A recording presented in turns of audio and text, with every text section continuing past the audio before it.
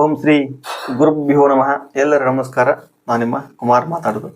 ನಿಜ ಮುಕ್ತಿ ನಿಶ್ಚಲ ಸ್ಥಿತಿ ಚಾನಲ್ಗೆ ಎಲ್ಲರಿಗೂ ಸ್ವಾಗತ ಹಾಗೂ ಸುಸ್ವಾಗತ.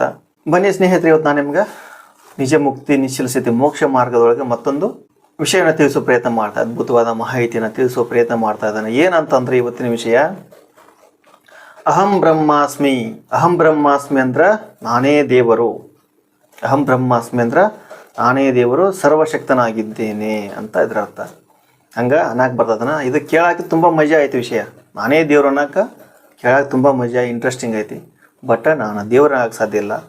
ಮನುಷ್ಯ ದೇವರನ್ನಾಗೋದು ಅಷ್ಟು ಸರಳವಾದಂಥ ಮಾತಲ್ಲ. ವಿಷಯ ನಿಜ. ಅಹಂ ಬ್ರಹ್ಮಾಸ್ಮಿ, ನಾನೇ ದೇವರು ಅನ್ನೋದು ನಿಜ. ಬ್ರಹ್ಮ ಅಂದ್ರೆ ದೇವರು, ಸೃಷ್ಟಿಕರ್ತ, ಜಗನ್ನಿಯಾಮಕ, ಭಗವಂತ, ಈಶ್ವರ, ಮಹೇಶ್ವರ, ವಿಷ್ಣು, ಪರಮಾತ್ಮ, ಶಿವನ 106 ಹೆಸರೇ ಕರಿತೇವಲ್ಲ, ಅವನು ಬ್ರಹ್ಮನಾಗಿರ್ತಾನ. ಅಹಂ ಅಂದ್ರೆ ನಾನಾಗಿರ್ತಾನ.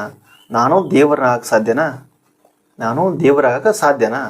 ಅಸಾಧ್ಯ, ಅಸಾಧ್ಯದ ವಿಷಯ ನಾನು ಇವತ್ತು ತಿಳಿಸೋ ಪ್ರಯತ್ನ ಮಾಡ್ತಾ ಇದ್ದೀನಿ. ಇಲ್ಲಿ ಬ್ರಹ್ಮ ದೇವರು, ಇಲ್ಲಿ ನಿರ್ಗುಣ ಬ್ರಹ್ಮ, ಸಗುಣ ಬ್ರಹ್ಮ ಎರಡದಾವು, ಎರಡು ಉಪಾಧಿಗಳದಾವ. ಇರುವುದೊಂದೇ ನಿರ್ಗುಣ ಬ್ರಹ್ಮನ ಒಬ್ಬನೇ ಅದಾನ. ಬಟ್ ನಾವು ನಿರ್ಗುಣ ಬ್ರಹ್ಮನ ತಲುಪಬೇಕಂದ್ರೆ ಸಗುಣ ಬ್ರಹ್ಮನ ಹಾದಿ ಒಳಗಿರಬೇಕು. ಯಾಕಂದ್ರೆ ನಾವು ಜರೆ ಮರಣಗಳನ್ನು ನೋಡುವಂತಹ ದೇಹದಲ್ಲಿ ಜಡತ್ವವಾದಂಥ ದೇಹದ ಬಗ್ಗೆ ನಾವು ಮೋಹಮಾಯವಾಗಿರುವರು. ಹಾಗಾದ್ರೆ ನಾನೇ ದೇವರು, ನಾನೇ ಬ್ರಹ್ಮನಾಗಿದ್ದರೆ ನಾನು ಯಾಕೋ ಮೋಹಮಾಯ ಎಂಬ ಈ ಅವಿದ್ಯೆ ಒಳಗೆ ಸಿಕ್ಕಾಕೊಂಡು ದುಃಖಿಗಾಗಿದ್ದೀನಿ. ಇದನ್ನು ಸಂಕ್ಷಿಪ್ತವಾಗಿ ತಿಳಿಸೋ ಪ್ರಯತ್ನ ಮಾಡ್ತಾ ಇದ್ದೆ ನಾನು. ಹೆಂಗಂತಂದ್ರೆ ಇಲ್ಲಿ ಸಗುಣ ಬ್ರಹ್ಮ, ನಿರ್ಗುಣ ಬ್ರಹ್ಮ ಇರದಾರಲ್ಲ, ಈ ಮೋಹಮಾಯ ಜರ ಮರಣಗಳದಾವಲ್ಲ, ಇವನ್ನೆಲ್ಲವನ್ನ ದಾಟುವ ಕಾರಣಕ್ಕೋಸ್ಕರನೇ ನಾವು ಸಗುಣ ಬ್ರಹ್ಮನ ಹಾದಿ ಒಳಗಿರ್ತೇವೆ. ಮತ್ತು ಈ ದೈವಾನ ಸಂಭೂತರು ಅಂದ್ರೆ ಭಗವಂತನ ಅವತಾರ ಹೊಂದಿ ಬಂದು ಮನುಷ್ಯರಾಗಿದ್ದವರು ಭಗವಂತ ಕೃಷ್ಣ, ಭಗವಂತ ರಾಮ, ಭಗವಂತ ಪರಶುರಾಮ, ವಾಮನ, ಪರಮೇಶ್ವರ, ಶಿವ, ರುದ್ರ ಇವನ್ನೆಲ್ಲ ಹೇಳ್ತೇವಲ್ಲ ನಾವು. ಇವರೆಲ್ಲರೂ ಮನುಷ್ಯ ರೂಪದೊಳಗೆ ಬಂದು ಹೋಗಿದ್ದಾರೆ. ಅದರಲ್ಲಿ ನಮ್ಮ ಈ ಭಾಗದಲ್ಲಿ ತಗೋಬೇಕಂದ ಸಿದ್ಧಹರೊಳರು, ಅವರು ಶಿವನ ವಂಶನೇ, ಪರಮಾತ್ಮ ವಂಶನೇ, ಅವರು ಬ್ರಹ್ಮವೇ, ಅವರೇ ದೇವರು, ಅವರು ಸಾಕ್ಷಾತ್ ದೇವರು, ಪರಮಾತ್ಮನಾಗಿರ್ತಾರ. ಆದರೆ ಅವರು ನಮ್ಮಂಗೆ ಊಟನ ಮಾಡ್ತಿದ್ರು, ಅಡ್ಡಾಡ್ತಿದ್ರು, ಈ ಗಾಳಿ ಮಳೆ ಎಲ್ಲವನ್ನು ನೋಡ್ತಾ ಇದ್ರು. ಆದರೆ ಅವರು ನಿರ್ಗುಣ ಬ್ರಹ್ಮನಾಗಿದ್ದರು. ಅವರು ನಿರ್ಗುಣ ಬ್ರಹ್ಮ, ಸಾಕ್ಷಾತ್ ಪರಮಾತ್ಮ, ಬ್ರಹ್ಮವೇ ಅವರಾಗಿದ್ದರು. ನಾವು ಬ್ರಹ್ಮವಾಗಬಹುದೇ? ಆಗಬಹುದು. ನಾವು ಬ್ರಹ್ಮವಾಗಬಹುದು. ಯಾವಂಗಂದ್ರೆ ಸಗುಣ ಬ್ರಹ್ಮನ ನಾವು ಸಾಕಾರ ಮೂರ್ತಿಯಾಗಿರಬೇಕು. ಸಗುಣ ಬ್ರಹ್ಮನ ಹಾದಿಯೊಳಗೆ ನಾವಿರಬೇಕು. ನಿರ್ಗುಣ ಬ್ರಹ್ಮನ ಸೇರಬೇಕು. ಜೀವ ಪರಮಾತ್ಮ ಐಕ್ಯ, ಆತ್ಮ ಪರಮಾತ್ಮ ಐಕ್ಯ ಆಗುವುದು, ಜೀವ ಶಿವೈಕ್ಯವಾಗುವುದು ಅಂತಂದ್ರೆ ಸಾಮಾನ್ಯ ಅಲ್ಲ, ಸಾವೈಕ್ಯವೇ. ಪರಮಾತ್ಮ, ಆತ್ಮ ಪರಮಾತ್ಮನಲ್ಲಿ ಹೊಂದುವುದು. ಆತ್ಮ ಪರಮಾತ್ಮ ಇಬ್ಬರು ಒಂದರೆ, ಬೇರೆ ಅಲ್ಲ. ಆತ್ಮ ಪರಮಾತ್ಮ ಇಬ್ಬರು ಒಂದೇ. ಹೆಂಗಂದ್ರೆ ನಾನು ಕಳೆದಿದ್ದೇನೆ, ಸಾಗರ ಅನ್ನೋದು ಪರಮಾತ್ಮ, ಸಾಗರ ಅನ್ನೋದು ಪರಮಾತ್ಮ. ಅಲ್ಲಿ ಬಂದು ಹೋಗುವಂಥ ತೆರೆಗಳು ಅಥವಾ ಆ ಸಾಗರದಿಂದ ಒಂದು ಲೋಟ ನೀರನ್ನು ಆಚೆ ತೆಗೆದಾಗ ಆ ಸಾಗರ ಬೇರೆ, ನಾನು ಬೇರೆ ಅನ್ನೋ ಭಾವ ಬರುತ್ತಲ್ಲ, ಅವಾಗ ಮಾತ್ರ ಆತ್ಮ ಪರಮಾತ್ಮ ಬೇರೆ ಅನಿಸ್ತದೆ. ಪರಮಾತ್ಮ ಅಂದ್ರೆ ಮಹಾಸಾಗರ ಬ್ರಹ್ಮಾಂಡ, ಆತ್ಮ ಅವನ ಅಂಶ. ನಾನು ಪರಮಾತ್ಮ ಅಂಶ ಅಂತ ಹೇಳ್ತೇವಲ್ಲ, ನಾನು ಪರಮಾತ್ಮ ಅಂಶ. ನಾನು ಅನ್ನೋನು ಇಂಪಾರ್ಟೆಂಟ್. ನಾನು ಆತ್ಮ ಎರಡು ಒಂದೇ. ನಾನು ಅನ್ನೋ ಇಂಪಾರ್ಟೆಂಟ್. ಅವ ಏನಾಗಿರ್ತಾನಂತಂದ್ರೆ ಸಾಗರದಿಂದ ಒಂದು ಲೋಟ ನೀರನ್ನ ಆಚೆ ತೆಗೆದಾಗ ನಾನು ಅನ್ನೋನು ಬೇರೆ ಆಗಿರ್ತಾನ. ಆ ನಾನು ಅನ್ನೋವ ಮೂಲ ಸ್ವರೂಪವನ್ನು ತಿಳ್ಕೊಂಡು ಹೊಳೆ ಸಾಗರವೇ ನಾನು ಅನ್ಕೋಬೇಕಷ್ಟ. ಆ ಸಾಗರವೇನಂದ್ರೆ ಈ ಅಹಂ ಬ್ರಹ್ಮಾಸ್ಮಿ, ನಾನೇ ದೇವರು ಅನ್ಕೋಬೇಕಂತಂದ್ರೆ ಸಾಗರದಲ್ಲಿರುವಂಥ ನೀರು ಆಚೆ ತೆಗೆದಿರ್ತಾರೆ ಒಂದು ಲೋಟ ನೀರು, ಈ ಲೋಟ ನೀರು ಸಾಗರವನ್ನು ಸೇರುವುದು, ಅದು ಸಾಗರದಲ್ಲಿ ಲೀನವಾಗುವುದು. ಅದು ಒಂದೇ, ಇದು ಒಂದೇ. ನಾನೇ ಅದು, ಅದೇ ನಾನು ಅನ್ಕೊಳ್ಳೋ ಭಾವ ಸ್ಥಿತಿ ಒಳಗಿರಬೇಕು. ಅವಾಗ ಮಾತ್ರ ನಾನು ಅಹಂ ಬ್ರಹ್ಮಾಸ್ಮಿ ಆಗ್ತೇನೆ. ನಾನು ದೇವರು, ಸರ್ವಶಕ್ತ ಪರಮಾತ್ಮನಾಗ್ತೇನೆ. ಅದು ಹೆಂಗಂದ್ರೆ ಈ ಹಾದಿ ಒಳಗೆ ನಾವು ಹೋಗ್ಬೇಕಂತಂದ್ರೆ ಶ್ರವಣ, ಮನನ, ನಿಧಿಧ್ಯಾಸನ ಅಂದ್ರೆ ನಾವು ಭಗವಂತನ ಚಿಂತನೆ ಒಳಗಿರಬೇಕು. ಅಂದ್ರೆ ಭಗವಂತ ನಾಮ ಸಂಕೀರ್ತನವಾಗಿ ಶ್ರವಣ ಮಾಡ್ತಾ ಇರಬೇಕು, ಕೇಳ್ತಾ ಇರಬೇಕು. ಅದನ್ನು ಪದೇ ಪದೇ ಮನನ ಮಾಡ್ತಾ ಇರಬೇಕು. ಅದನ್ನು ನಾವು ಪದೇ ಪದೇ ನೆನಪಿಸ್ಕೊಳ್ತಾ ಇರಬೇಕು. ನಮ್ಮ ಚಿತ್ತದೊಳಗನ್ನು ವೃದ್ಧಿ ಮಾಡ್ತಾ ಇರಬೇಕು. ಅದನ್ನು ಧ್ಯಾಸದೊಳಗಿರಬೇಕು. ನಿಧಿ ಧ್ಯಾಸ ಅಂದ್ರೆ ಅದರ ಗಮನ, ಅದೇ ಗಮನದೊಳಗೆ ನಾವು ಇರಬೇಕು. ಶ್ರವಣ ಮನ ನಿಧಿ ಧ್ಯಾಸ ನಾವು ಯಾವಾಗ ಬರ್ತೇವಲ್ಲ ಆವಾಗ ಸಗುಣ ಬ್ರಹ್ಮನ ಸಹಕಾರ ರೂಪವಾಗಿ ನಾವು ಶ್ರವಣ ನಿಧಿಧ್ಯಾಸನ ಹೊಂದಿ ಅವನ ಸಹಕಾರದಿಂದ ನಿರ್ಗುಣ ಬ್ರಹ್ಮನಾಗಿ ನಾನೇ ಬ್ರಹ್ಮನಾಗ್ತೀನಿ, ಅಹಂ ಬ್ರಹ್ಮಾಸ್ಮಿ ಆಗ್ತೇನೆ. ನಿಮ್ಗೆ ಇದ್ರಾಗ ಶಿಶ್ನಾಳ ಸಿರಿಪ್ ಒಂದು ಮಾತು ಹೇಳಿದಾರ, ಗೊತ್ತಿರ್ಬೇಕು ನಿಮ್ಗೆಲ್ಲರಿಗೂ. ನನ್ನನ್ನು ತಿಳ್ಕೊಂಡೆ ನನಗೆ ಬೇಕಾದ ಗಂಡನ ಮಾಡಿಕೊಂಡೆ ಅಂತಾರಲ್ಲ, ಅದೇ ಸಗುಣ ಬ್ರಹ್ಮ. ನನ್ನನ್ನು ತಿಳ್ಕೊಂಡೆ ನನಗೆ ಬೇಕಾದ ಗಂಡನ ಮಾಡಿಕೊಂಡೆ ಅಂತಂದ್ರೆ ನಾನು ಸಗುಣ ಬ್ರಹ್ಮನೊಳಗದೇನೆ. ನನ್ನನ್ನು ತಿಳ್ಕೊಂಡು ಸಗುಣ ಬ್ರಹ್ಮನ ಹಾದಿ ಒಳಗದೇನೆ, ಅವನ ಬೇಕಾದ ಗಂಡ. ಸಗುಣ ಬ್ರಹ್ಮನ ಹಾದಿ ಒಳಗದೇನೆ ಅವನ ಶ್ರವಣ ಮನನ ನಿಧಿಧ್ಯಾಸನ ಮಾಡ್ತೀನಿ. ಮಾಡಿಕೊಂಡು ನಾನು ಅವನ ಒಳಗೆ ಲೀನವಾಗ್ತೀನಿ. ಈಗ ನಾವು ಪೂಜೆ ಪುನಸ್ಕಾರ ಹೋಮ ಹವನ ಯಜ್ಞ ಯಾಗದಲ್ಲಿ ಯಾಕೆ ಮಾಡ್ತೀವಿ? ನಮ್ಮ ಋಷಿ ಮನೆಗಳು ಇವನ್ನೆಲ್ಲ ಯಾಕೆ ಹೇಳಿದಾರ ಅಂತಂದ್ರೆ ನಾವು ಯಾವಾಗಿದ್ರೂ ಅವನ ಸಂಕಲ್ಪದಿಂದ ನಡೀತಾ ಇರಬೇಕು. ಸಂಕಲ್ಪ ನಿರ್ವಿಕಲ್ಪ ಇರ್ತಾವಲ್ಲಿ.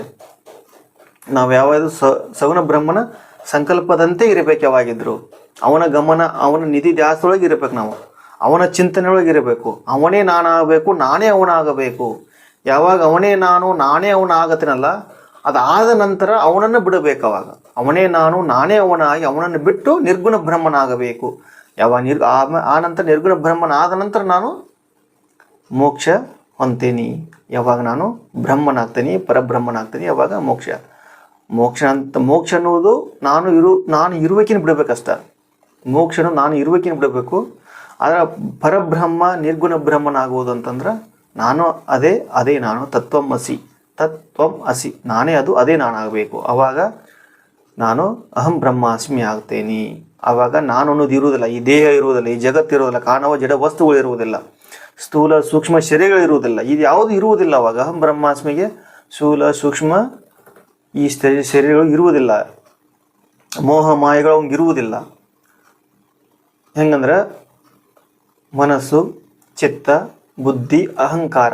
ಮನಸ್ಸು ಚಿತ್ತದಲ್ಲಿ, ಚಿತ್ತ ಬುದ್ಧಿಯಲ್ಲಿ, ಬುದ್ಧಿ ಅಹಂಕಾರದಲ್ಲಿ ಇವು ಲೀನ ಆಗ್ತಾ ಹೋಗಬೇಕು. ಈ 4 ವಸ್ತುಗಳು ಯಾವಾಗ ಅವನ ಒಳಗೆ ಲೀನವಾಗಿ ಅವನ ಅಂತಃಕರಣದ ಒಳಗೆ ಸರ್ವಶಕ್ತನ ಅನ್ನಿಸ್ತಾನಲ್ಲ, ನಾನು ಜ್ಞಾನವಂತನು, ಬುದ್ಧಿವಂತನು, ವಿದ್ಯಾವಂತನು ಎಲ್ಲ ಬಿಟ್ಟಾಗ್ಬಿಡ್ಬೇಕು. ನಾನು ಜ್ಞಾನವಂತನಲ್ಲ, ಬುದ್ಧಿವಂತನಲ್ಲ, ವಿದ್ಯಾವಂತ, ನಾನು ಏನೂ ಅಲ್ಲ, ನಾನು ಇಲ್ಲಿ ಏನೂ ಅಲ್ಲ.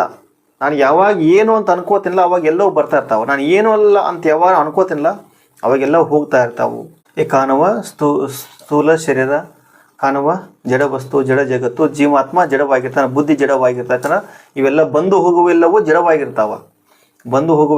ಜಡವಾಗಿರ್ತಾವೆ. ಈ ಜಡವಾಗುವಂಥ ವಸ್ತುಗಳೆಲ್ಲವೂ ಹೋಗುವುದ ನಂತರ ನಾನು ಅಹಂ ಬ್ರಹ್ಮಾಸ್ಮಿ ಪರಮಾತ್ಮನಾಗ್ತೇನೆ, ಪರಮಾತ್ಮನೊಳಗೆ ಲೀನವಾಗ್ತೇನೆ. ಇವಾಗ ನಮ್ಮ ಅಂಥ ಪರಮಾತ್ಮ ಪರಬ್ರಹ್ಮ ಅಹಂ ಬ್ರಹ್ಮಾಸ್ಮಿ ಯಾರಿದ್ರಪ್ಪ ಅಂದ್ರೆ ನಮ್ಮ ಸುತ್ತಮುತ್ತೊಳಗೆ ಆಗಿ ಹೋದಂಥವ್ರು ಅಂದ್ರೆ ಸಿದ್ಧಹರಳವರು, ಸಮಕಾಲೀನ ಮಹಾನ್ ತಪಸ್ವಿಗಳು, ರಮಣ ಮಹರ್ಷಿಗಳು ಅವರೆಲ್ಲ. ಅದು ಇವಾಗ ನಾವು ನೋಡಿದಂಥವ್ರು ಅಂತಂದ್ರೆ ಜ್ಞಾನ ಯೋಗಾಶ್ರಮದ ಪರಮ ಪೂಜ್ಯ ಸಿದ್ದೇಶ್ವರ ಮಹಾಸ್ವಾಮೀಜಿಗಳು ಅಹಂ ಪರಬ್ರಹ್ಮ ಅವರು. ಇವಾಗ ನಿಮ್ಗೆ ಪರಮಾತ್ಮ ಅಂಶ ಅಥವಾ ಅಹಂ ಬ್ರಹ್ಮಾಸ್ಮಿ ಆದಂಥವ್ರು ಯಾರು ಅಂತಂದ್ರೆ ಆಗಿ ಹೋದವರು ಸಿದ್ಧಹರಳವರು, ಅವರ ಸಮಕಾಲೀನರು, ರಮಣ ಮಹರ್ಷಿಗಳು, ಇವರೆಲ್ಲರೂ ಅಹಂ ಬ್ರಹ್ಮಾಸ್ಮಿ. ಅವರೇ ದೇವರು, ಅವರೇ ಬ್ರಹ್ಮವೇ. ಅದಕ್ಕೆ ಮುಂದಿನ ವರ್ಡ್ ಇಲ್ಲ. ಈಗಿನ ಸ್ಥಿತಿಯೊಳಗೆ ನಾವು ಯಾರನ್ನ ಅನ್ಕೊಂಡೇವಿ ಅಂತಂತಂದ್ರೆ ಕಾಣುವ ಪರಮಾತ್ಮ ಅಂತಂದ್ರೆ ಸದ್ಯದೊಳಗೆ ಇವರು ಜ್ಞಾನ ಯೋಗಾಶ್ರಮ ಸಿದ್ದೇಶ್ವರ ಮಹಾ ಪೂಜ್ಯ ಶ್ರೀಗಳು ಇವಾಗಿನ ಅಹಂ ಬ್ರಹ್ಮಾಸ್ಮಿ, ಅವರೇ ಪರಮಾತ್ಮ, ಅವರೇ ಸರ್ವಶಕ್ತ, ಅವರ ದೇವರು. ಅಂಥ ವ್ಯಕ್ತಿಗಳೇ ನಾವು ಕಾಣುವ ಅಹಂ ಬ್ರಹ್ಮಾಸ್ಮಿ. ಅವ್ರಿಗೆ ನಾವು ಅಹಂ ಬ್ರಹ್ಮಾಸ್ಮಿ, ಅವರೇ ದೇವರಾಗಿರ್ತಾರೆ. ಅವರಲ್ಲಿ ನಾನು ಅನ್ನೋದಿಲ್ಲ, ಚಿತ್ತ ಬುದ್ಧಿ ಮನಸ್ಸು ಅಹಂಕಾರ ಎಲ್ಲವೂ ಲೀನವಾಗಿರ್ತಾವೆ. ಅವರಲ್ಲಿ ಏನು ಇರಲಿಲ್ಲವೂ ಖಾಲಿ ಶೂನ್ಯವಾಗಿರ್ತದ, ಅದೆಲ್ಲವೂ ಶೂನ್ಯವಾಗಿರ್ತದ.